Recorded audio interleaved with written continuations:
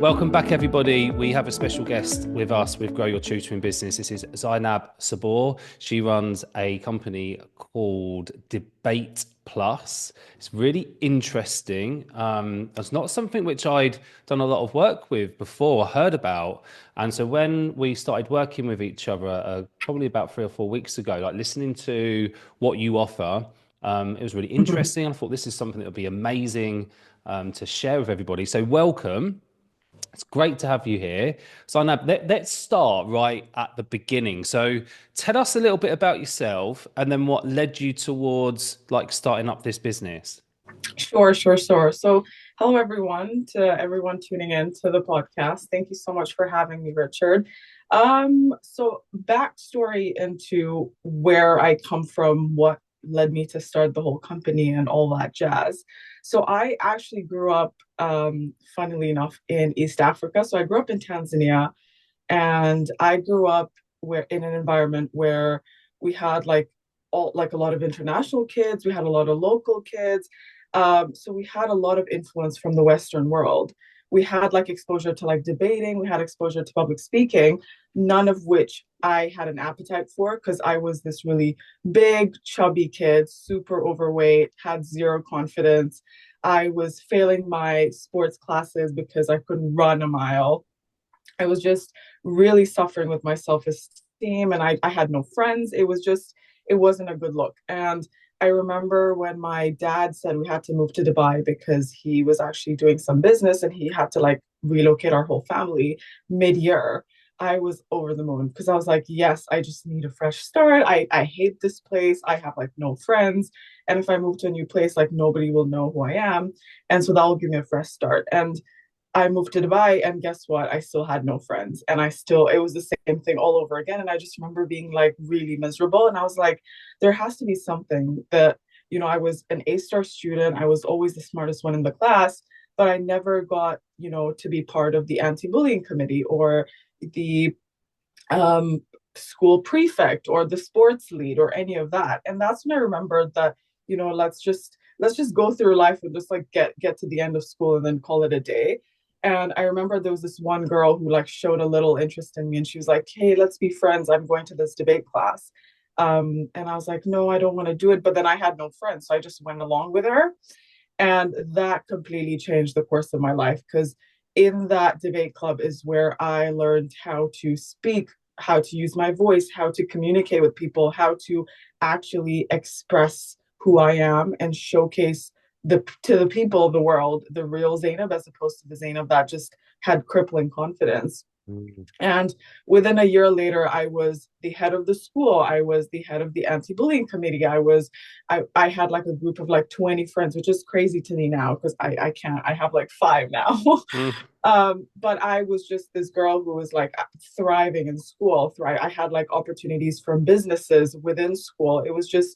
It was amazing the kind of world I was exposed to once I understood how to communicate and express myself. And then from that is when I was like, okay, I think I love debating, I love arguing. What better career to pick than law? And all my teachers at school were a huge advocate for that. They were like, I was supposed to do dentistry, and they were like, no, law is the place for you. So I got into which was one of the best law schools in London at the time at Queen Mary University, and I started my law degree. And I remember just doing my law degree as usual. I was still taking part in mooting, in societies, debating, all of that. And that's when I started getting people on LinkedIn telling me, oh, can you like teach my kid how to do debating? Or like Mm. people in like the family would be like, oh, can you teach my kid to like speak like you? Like random people would come up to me and be like, oh, how do you speak so eloquently? How do you have the confidence to like give a speech in front of the whole cohort? How do you have this and all that? And so I realized that I do have something that people don't have or people look up to. And to me, it wasn't even a skill that I thought was like, to me, it was something that, oh, wow, like people actually want to learn this. And I actually learned this all by myself because I was a completely different person, and I'm a completely different person today. And so if I can help people get from A to Z the same way I did for myself, then that would be great. And that's exactly what I did. Turns out law was not what I expected it to be. I love studying it, but I remember doing my internships and I was like, I'm not made to just draft thousands of contracts and just go through all of this paperwork, which you have to do in the beginning anyways. And so I decided to do a master's in strategy and international business. And then from there I was doing the whole debating side of things, like freelancing, but then I got this really big opportunity to collaborate with a company in Shanghai during my master's. And that's when I was like, okay, I think I need to take this full time and make this like a legit company. And yeah, we've never looked back since.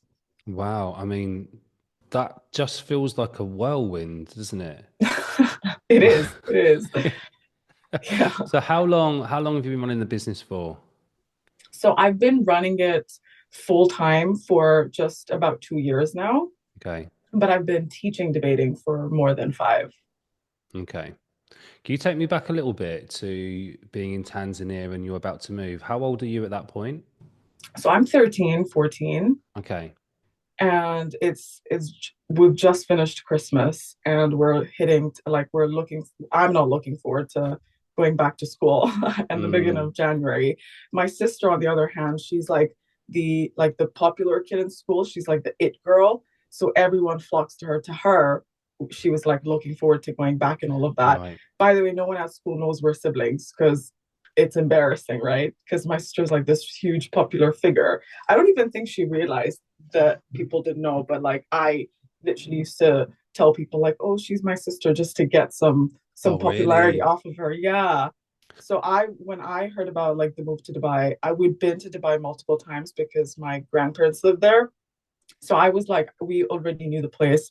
I had a miserable life. So I was like, great, like new opportunities. For my sister though, it was a totally different thing where we like Mm, debated it for like a few months where we were going to come back to Tanzania. And so I really had to like, I would literally go out of my way to make sure she was having a good time in Dubai just so she wouldn't make us go back. so, because what you said that when you went out there, the self-esteem issue that you were feeling at the time, it just went with you, and it was still tricky in the first. 100%. So a Yeah. lot of people might have the impression that, oh, change of place, change of world, but it really doesn't work like that. And you can't just expect to have a different experience based on the place you're going to, because essentially your experience is going to be based on you. And so Mm, if you're the one who's not changing and the world mm, keeps changing, that's not going to have an impact on your world. So it's mm. kind of like I could move 100 countries, but until I realized that I had to do work on myself, nothing would really change. Your work on yourself is something I'd like to explore a little bit because that's not easy to do at the age that you're talking about. Like in that Mhm. view, because that self-esteem view of self, carrying that around is a big block, particularly at that age. I mean, it's a big block anyway. Like if you're Mhm. an adult, it's hard to manage that. If you get stuck in that cycle of, those negative thought patterns and, Yeah. so at 13, 14 you make a decision based on basically someone having an interest, right? Your friend, what was her name? I don't even remember. I think it was Wilma. Right. Yeah, I think it was Okay. Wilma. And so she kind of drags you to debate club, Yeah. and then that unlocks it. What do you think it was? Like, what was your first impression of debate club? By the way, I've no idea. Like, because we've done. I'm going to say like my experience with this. We Yeah. probably did 2 lessons of debating in English in my whole time in secondary school, Yeah. and it would have been very, I would say, amateur at best. Hmm. So what was your experience? What did you first see in that room when you walked in? Like what captivated you? So I think the first thing I remember was like this magnetic energy in the room. Automatically, I felt out of place because I was like, these were people that they loved to art, like debate. They loved to like research. They loved to Okay. communicate. They loved to like put their word in front of each other, and they had no shame in doing that. And then there was me who was like, I don't want to speak up. Like, why am I here? But then I Mm, also remember looking up to them, being like, wow, if only I could be like these people. Because mm, there are people of like all shapes and sizes. Because my biggest thing was, oh, I'm overweight. So I like have a disadvantage in society. But then I mm, looked at them and they were like, there were like chubby people like me. There were like super skinny people. There was like people of all shapes, sizes, colors, and they were thriving. And I was Mm, like, wow, like I was like, wow, this exists too. So you can, be confident regardless of what you look like or what you are, your mm. background, and so on and so forth. And I just remember being like, wow, like I wish I could be like them. And I was just looking at them and like, oh, and I was like, oh wow, couldn't be me. So in that moment, or those moments, because I'm sure it wasn't an instant thing, but Mm-hmm.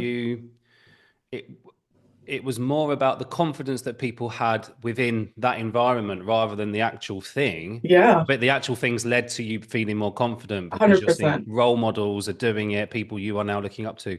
I love stuff like this because, Mm-hmm. like, often, oh, I had this conversation with someone semi recent, it's probably about 6 months ago now. Someone's having a few issues at school, or someone's having a few issues at school, Mm-hmm. and mainly because this is UK based, mainly because they didn't play football, they didn't like football, and like Yeah. school playground in the UK, Mm-hmm. yeah, particularly certain parts of the country, you are not in the group if you're not playing football. So what do you do, right? And then so suddenly, like, oh, I need to find other people like me. But if you're in a small school or a small setting, and there You're isn't the anybody else, alien. but you are Yeah, out of side of that group, and that can be that's really hard at a young age. So it's so important that we have access to other things and other interests, 100%. right? You've got to do it. 100%. But I know we've spoken about this before, like privately, about having these other interests Yeah. but a skill base, because I think the Mm-hmm. thing that comes out of our conversation will be how you take something like this, which almost there by accident, Pretty much. and you get a hold of a skill that means you can talk more eloquently, Yeah. argue, which sounds mad. I'd love to chat to my mum about this because we love to argue. But we'll put some kind of some kind of process in there um, that then enables you to be or to move away from that view of self that you once had into something completely different. How Yeah. long do you think that took? Oh, to be very honest with you, I feel like it's a lifetime journey. I Mm, think a lot of people look at me and they're like, "Oh wow, like you're such a different person. Like you're like you have the perfect confidence." And I'm like, I look at myself and I'm like, every single person in the world, like no matter how confident they are, they're still on a journey. And it's like, it's not like a stage you reach at where you're like, oh, I've achieved perfection and confidence, or I'm the even debating, like you can't just be the best debater in the world. There's no like threshold that you have to like pass and get an A star and just have that award. It's more of like a journey of life. And I think just to reach to a stage where I was comfortable, like the bare minimum of confidence, that took me like it took me, I would say, like 3 years just yeah, to reach that. But I feel like it was because it took 3 years, it was so sustainable that when I did hit it finally, I was like, I was so comfortable in my skin. I was still super overweight, which is so funny because people expect you to like change overnight and like be, lose all the weight, do all of this, and like being confident means you go to the gym and all of that. But I was like, I was 15 at the time. Like I had no idea what like the gym looked like. And I think the back then, like in Dubai, I don't think you were allowed to go to the gym unless you were like 18 years old or something. Like it was wow, crazy. I remember going in once and they kicked me out because they're like, we're your parents.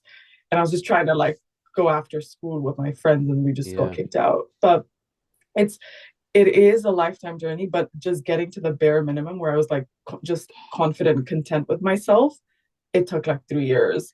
And I look at myself today where like I've lost all the weight, like I'm the fittest I've ever been in my life.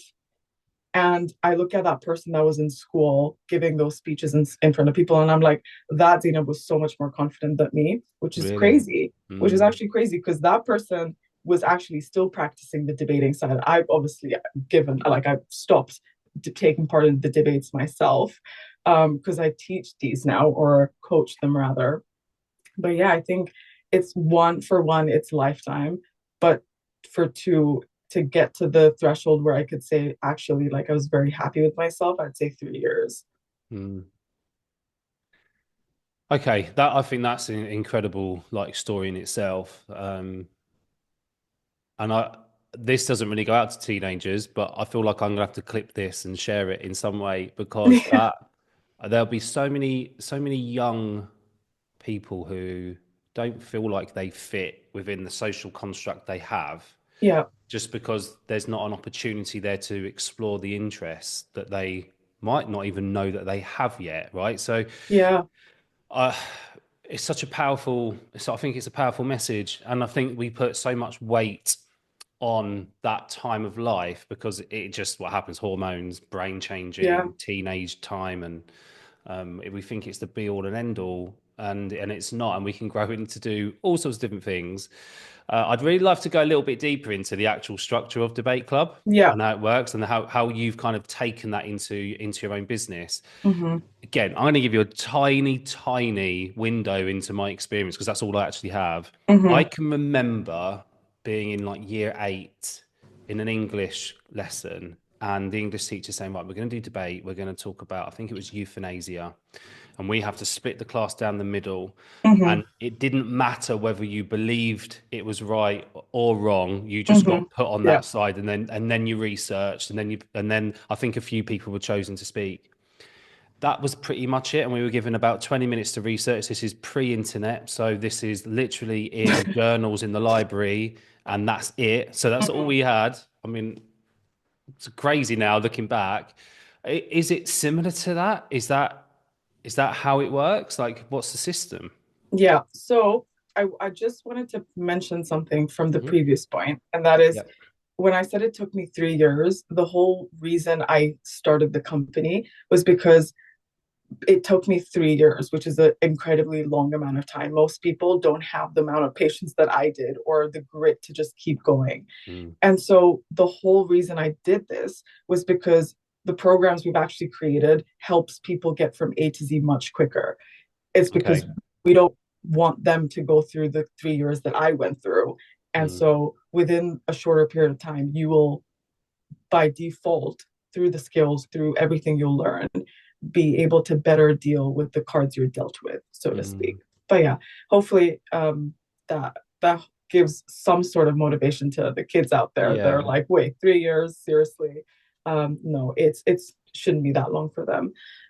In terms of the structure of debating, so it's so funny. I love it when people ask me like about the structure, about how Mm. we do it, because yeah, you I'm sure you went to school not too long ago. We won't make you sound old, Mm. but the way it is, Pre-internet, I've already done that, yeah, Zainab. Don't worry. that's your words, not mine. Yeah. So um the way it is now in terms of like the global situation, it's very similar to the way you had it, except now they have the internet, so now they research it, now they have like access to more resources, so on and so forth. The way we do it at Debate Plus is so different. It's because the for one, the attention span of kids has changed tremendously over the past decade, and two, the amount of skills you learn through just throwing a debate at people versus actually building those skills up before they do the debate are so much more effective. So the way we do it in our courses is we actually never throw a debate at the kids ever. So we have a series of different activities that we build up to all the different skills. So for example, the first ever lesson that kids ever do is where they have to just learn to build their opinions, because the first thing you want to be able to like embed within kids is the ability to actually think for themselves, build different Mm. opinions, no matter what they might be, and just have a sense of comfort with where their opinions lie. So the first activity we have, for example, just to give the viewers and yourself an idea of like what the structure could look like, is we go in, we like have an icebreaker, we introduce ourselves, and then we tell them, okay, you all have to like now imagine you're in a hot air balloon. And so everyone imagines, they're like, oh, wow, we're in a hot air balloon, blah, blah, blah. And then we're like, oh, wait, we're like at the top now. And like the whole class is in the hot air balloon, but the hot air balloon's starting to sink, which means that we need to kick someone out because it's too heavy.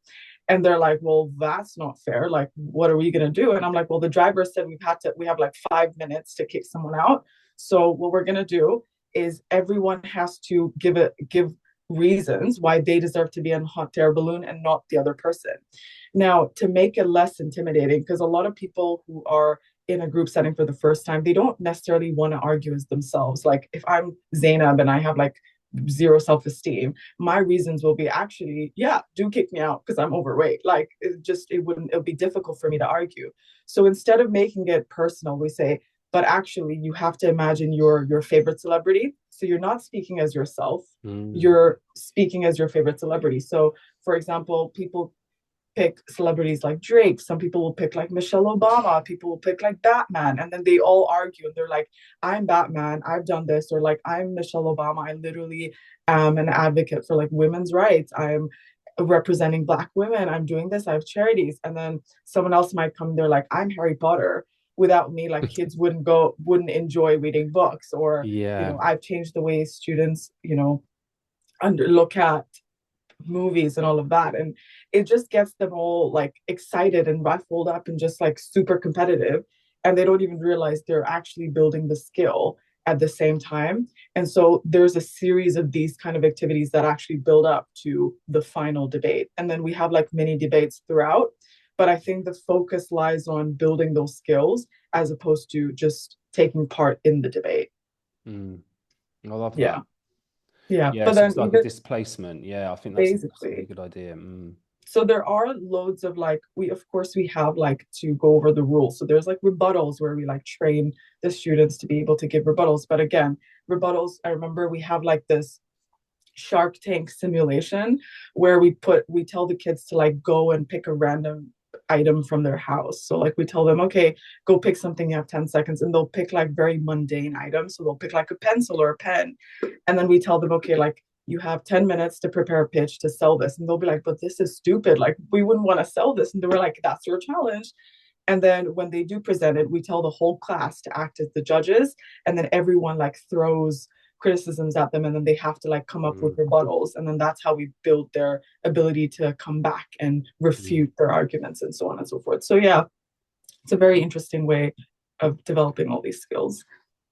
So how does this support the children and young people like long term? Because I think there's some really obvious benefits like, in terms Mm-hmm. of like talking in public, talking in a small group, being able. I love the idea of supporting people to find their own opinion because I Yeah, think that at that age as well, particularly teenagers, that can be quite tricky because yeah. we tend to listen to. We're coming away from our parents a little bit, or the adults, and starting to look into our peer group.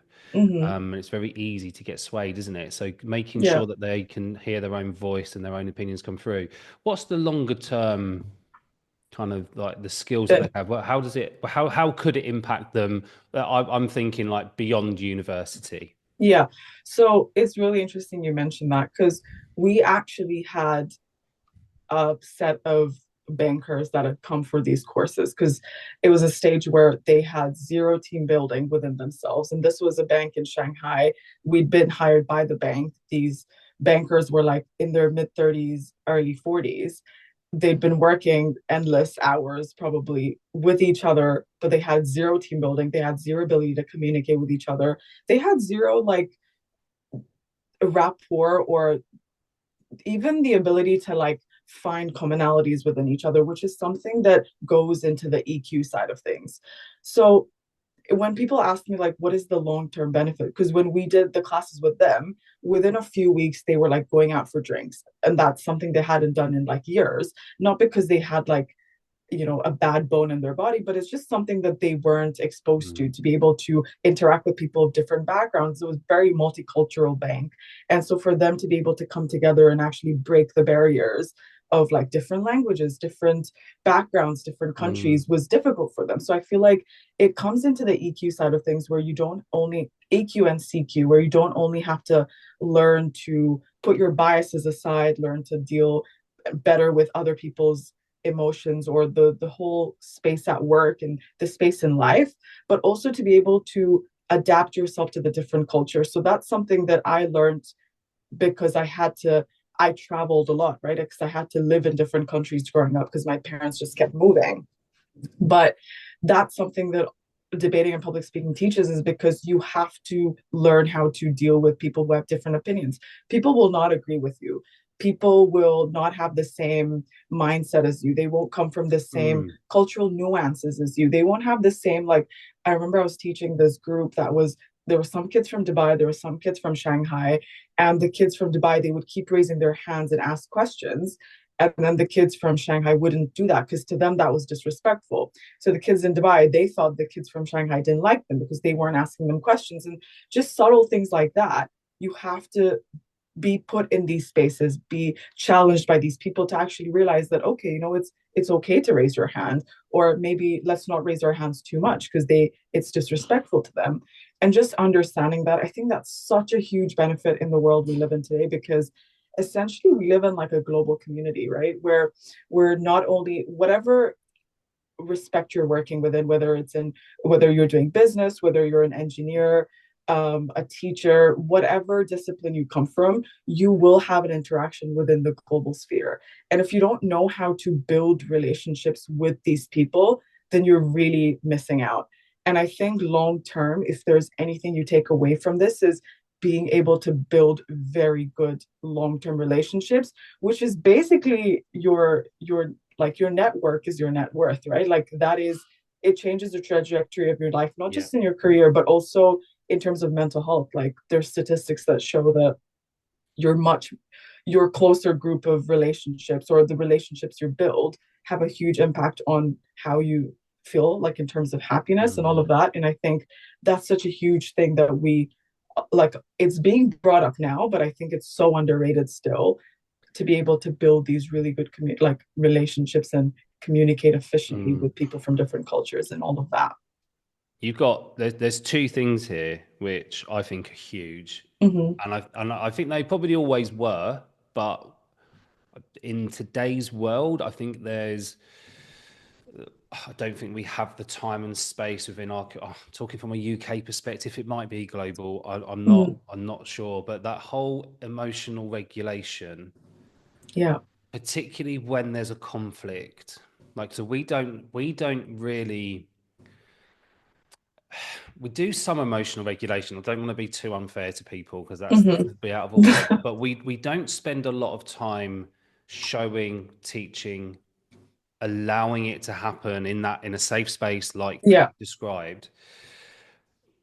And therefore, like when, and not for everybody, but therefore, like when we leave school, and we go into the workplace, or maybe even to university, or in some place where we have to meet deadlines, or we're put into a pressured environment, might be part-time work, could be wherever.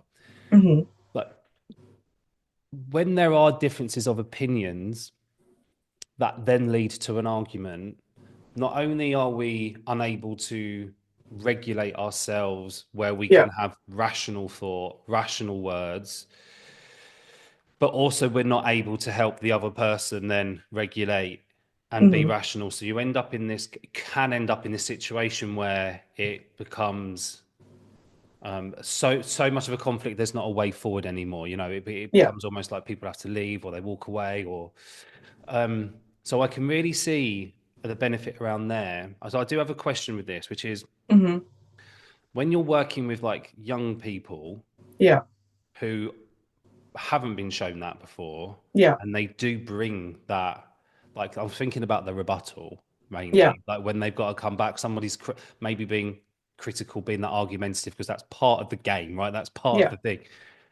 When that happens and they become dysregulated, how do you support in that moment that then helps them become regulated again, but then also builds on the skill so that next time they're able to manage it better? How's that done? Like, what's the secret? Yeah, so there's actually a bit of like subtle psychology to it. So the way we build up, because rebuttal is such a touchy place where it's a hit or miss. So if you don't do it correctly, you could either ruin the experience for all the children, or make some children shut off completely and Mm, others like feel like they're dominating. So it's the way we do it is, before we do rebuttal, we've specifically put in place multiple activities, multiple sessions that deal with. So we have a lot of activities where we deal with like respect and the way you're mm, supposed to actually handle criticism. And we've done that strategically because we know that when you come to rebuttal, you're so confident with not only giving criticism, but also receiving criticism, right? And because we don't really look at it as criticism in debate, we look at it as points, right? We're like, mm, okay, they're getting these points. I need to just back up and be like, okay, how am I supposed to respond to this? So it's all about, we basically look at it in terms of, when we tell them, you're like, this is what's going to happen, we try and challenge them creatively. So we try and tap into another part of their brain, which is not thinking like fight or flight, or like, oh, I Mm, need to get rifled up or whatever. We're kind of training them to be like, okay, what's the most creative argument I can put here? okay. What's the most out of the box thing I can say here? And especially with kids, so we work with a lot of we've worked with a lot of kids who have like behavioral issues. A lot of kids have been taken out of school and put into other schools because of all of these. And a lot of the times, it's so sad to see this, but a lot of the times it's just that they don't have an outlet or a place where they can actually get that attention and be like, oh, feel some sort of value or Mm, worth. And I think what we do in our classes really helps kids like that, because they see that you don't have to, have those outbursts. You don't have to be um, either extreme. You can just be, balanced individual and still have a really good life, and still, have all of the things that you could have, right? So there is a lot of psychology that goes behind the strategic placement of the courses. So rebuttal, you're right, is a very intense thing. But by the time we get into rebuttal, it becomes it's so adorable to see, because these kids don't care about like, oh, you know what, like we're getting criticized, or mm, we're getting this, because one, they do it in a manner that's so polite. Because before rebuttal, we teach them POIs, right? So we teach them how to ask questions, how mm, to, interject. For example, if someone's speaking, how do you ask a question? There's a whole method to the madness. You can't just shoot your hand up and be like, you have to politely raise your hand and say POI, and just wait there until the person wants to let you speak. You can say yes or no, so you can decline. So there's a lot of things that are put in place to kind of safeguard them.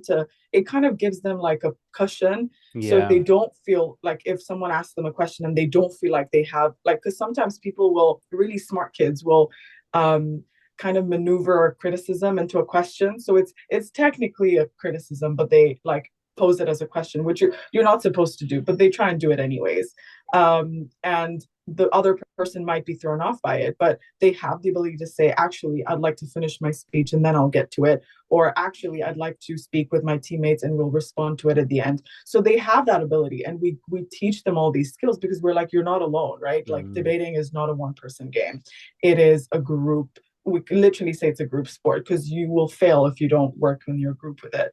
So all of these skills are kind of placed strategically, and we psychologically embed these values in them. So a lot of people think it's just debating, it's just public speaking, it's all these skills, but there's a lot of elements of where we're teaching each other respect. We're teaching each mm, other how to speak politely, because debate, you don't win debates just by being the loudest person, right? You get mm, points, like, people don't know, but you get points on just being respectful to one another and being mindful of each other. And even like masking, if you see the person like opposing you is a specific type of person, you don't just like respond to them the same way you would to other people. And this is something that goes to like EQ, right? Like dealing with each other's emotions. So if someone else is in a place where you feel like they need a little bit more support, you don't go double down on them, right? Because it goes to show your spirit, your team okay. spirit, even though they're not in your team. Yeah. And essentially, all of that adds up to points. So they're thinking, actually, if I'm nice to this person, I'll get points because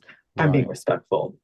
So So actually, yeah. then, it's as I would expect. Mm-hmm. It's it's about working with who you got in front of you. You're going to build up the skills that they need over Yeah. time before they even get to the point. Because I think there's that point of, we just use the word argument. Yeah. There's a point in an argument, if we take it away from the structure of debate, where there's vulnerabilities in there, isn't there? And I think that 100%. if it sounds really safe and secure. Now, when you've done that and you've given these children and young people those skills, if you then take them out of that situation into something where maybe someone else isn't Yeah. trained, they're Yeah. able to then at least cope with their own emotions. That's going to help them long Pretty term. much. Yeah, I can really see that. I can really see that. The other point was relationship building, and that you was talking about almost like that cultural respect as well, which I Yeah. think is, it could be quite unique actually to you, Zainab, because like you I'm not sure whether we spoke about this at the beginning, but like your business is pretty much international. So you Yeah. get to work with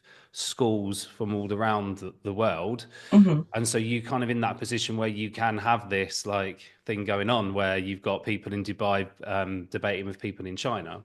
Yeah. Um, do you feel, and you might have this experience already, do you feel that like this is something that's completely is actually quite a critical thing now? Like was it like you said, we are in this global economy. It's not Yeah. like it was even 10 years ago. It's absolutely insane now. And I think you did reel off a load of like jobs earlier on and said like you are going to be having discussions on a global scale because Hmm. it's happening to Pretty much. everybody and everything.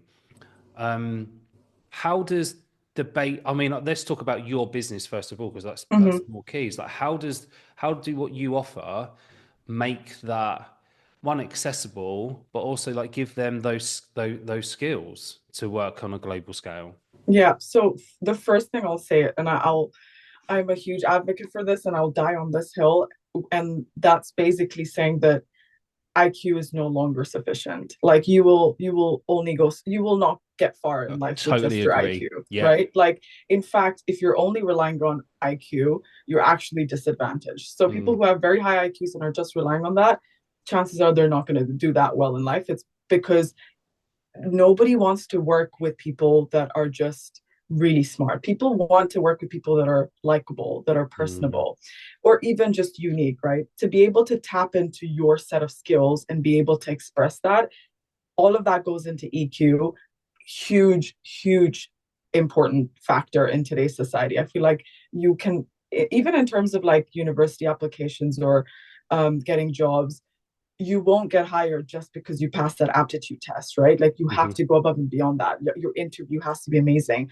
You're put up against millions of other people. So you have to showcase something totally different. And the only way you can be different is by being yourself. Like that's the only way you'll be different. And I think being comfortable in being different and showcasing your true self is something that we are breeding within our kids through our programs.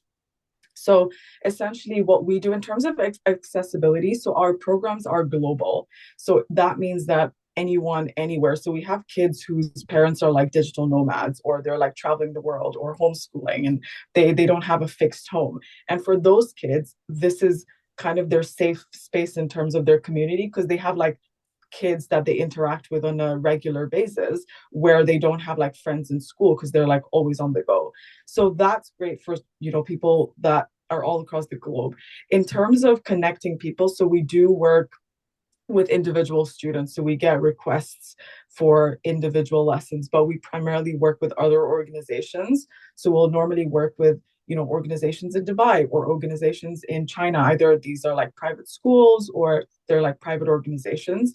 And then as a result of that, because we focus on just delivering classes for them, what happens is when they want to do competitions, the best way to put them up against good competition is through our other cohorts and across the globe. So what we do is essentially we're trying to create like a global sphere where we're bringing competitions from people. So like the course that we're training in Dubai versus the course we're training in Shanghai versus mm. the course we're training in Hong Kong, all of them up against each other. And I think that gives them a sort of exposure and flavor that of culture, of argumentation, different even viewpoints, even ways of thinking, because a lot of the people who are from similar places, they think alike, they have the same cultural nuances or the same, education system.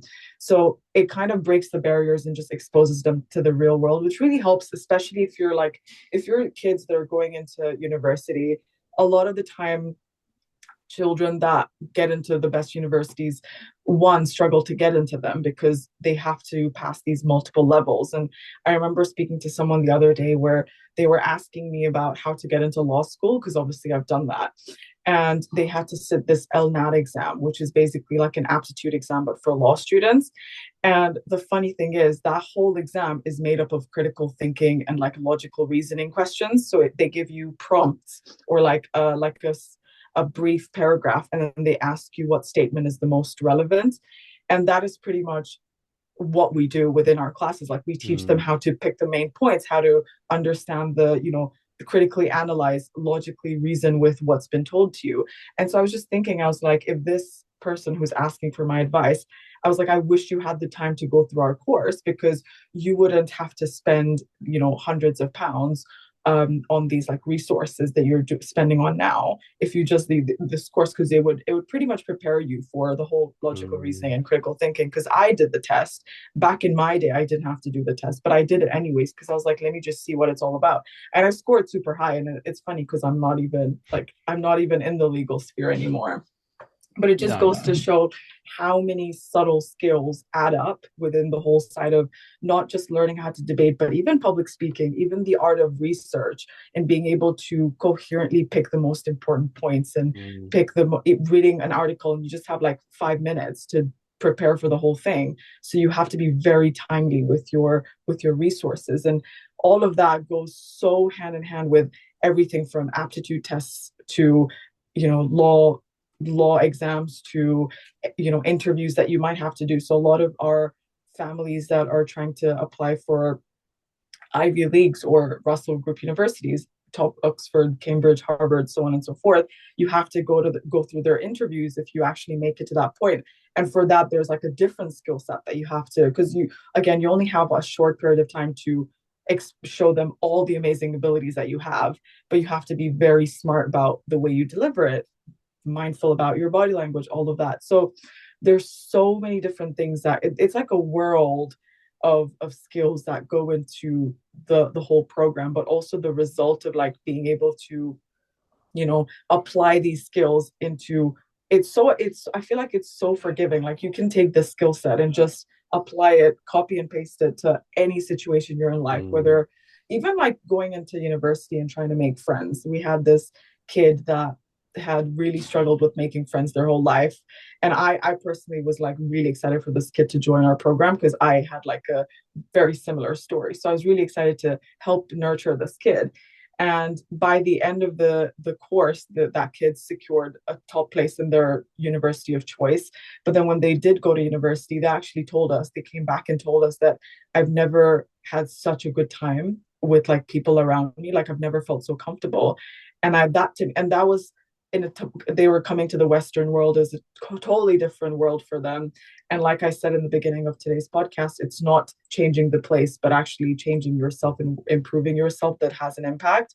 And we saw it live, like real time for this kid. And it really, I think it's like really rewarding to see as well, to be able to witness all the benefits that all these kids take out of it, but also like adults that we work with are who are struggling with like interviews, who are just struggling, even like writing a cover letter, like being strategic with like what you put out there and how to like be innovative and be creative, because the person reading are reading like hundreds of cover letters, right? So they're not really going to read past the first paragraph.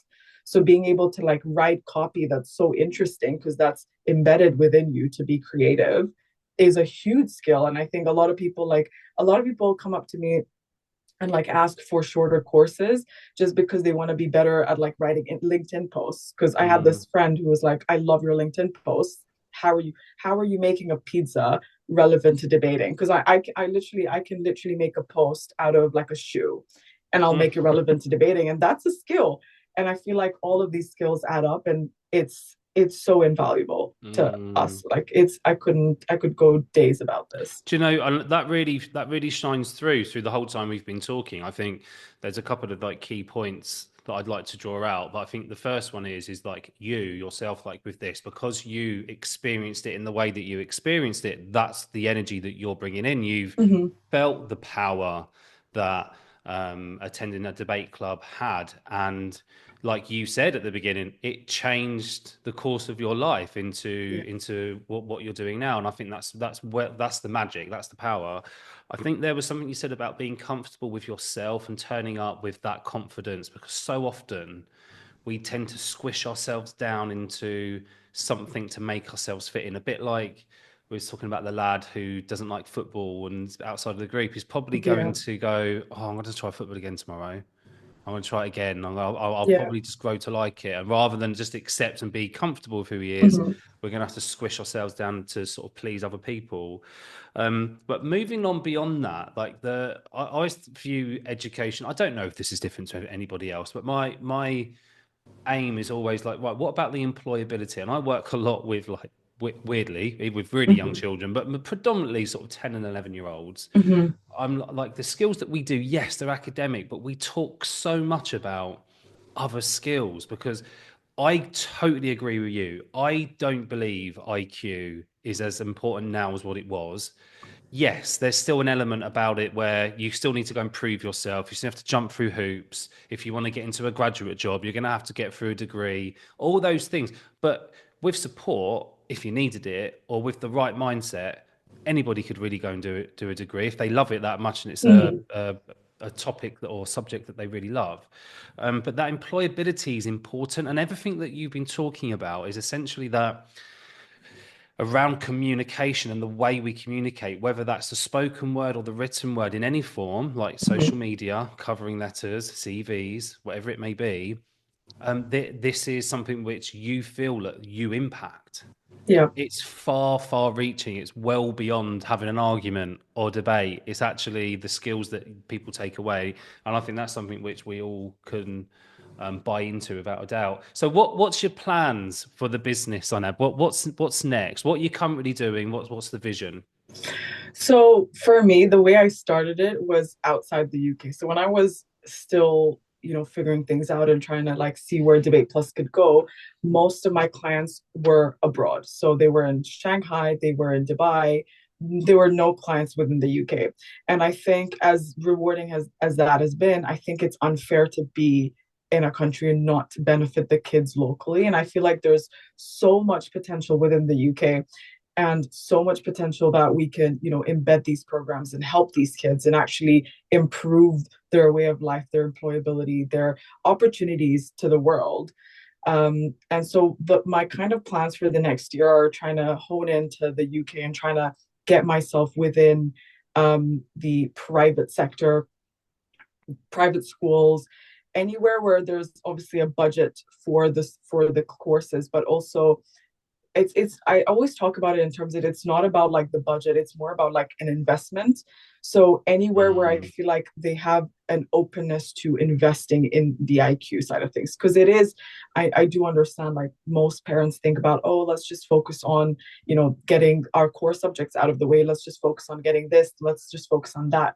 And it's great because yes, your child's going to benefit because they're going to move up to the next grade, they're going to graduate with great results, but what are you doing for them for their life, right? Like what are mm, you actually, it's actually unfair on them because you're essentially just trying to get them across the line, and you're like, just cross this line, just cross this line, and then they cross that line, and then they're done with university, and then they're in a dilemma because they're not finding jobs. Like I was literally reading an article where it's like the employability scene is so bad, and I'm like, you're basically throwing them into the deep end and being like, here, now the world is yours.